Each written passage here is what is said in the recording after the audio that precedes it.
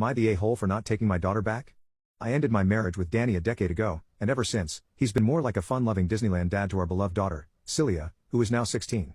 Recently, he found a highly lucrative job and decided to spend his money on a stunning house with a pool and a fancy car, instead of fulfilling his child support obligations. For months, Celia has been expressing her desire to live with him, constantly sharing how much fun she has at his place and how deeply she cares for him. I could sense that Danny wasn't particularly thrilled about the idea, yet he allowed me to take the blame by saying that it was my decision not to allow it. After weeks of persuasion, I finally caved in and agreed to a 1-year trial period.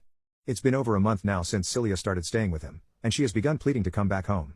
Since Celia has started living with him all the time, he has stopped making efforts to impress her. He no longer buys her the expensive brand of face wash she likes. Instead, he gets her one from the dollar store. The same goes for shampoo, conditioner, and body wash. He has become quite strict about her clothing choices too, taking away her crop tops and short shorts. Now, she can only wear things that go below her knees. With his tight finances, he can't afford to cook meals anymore.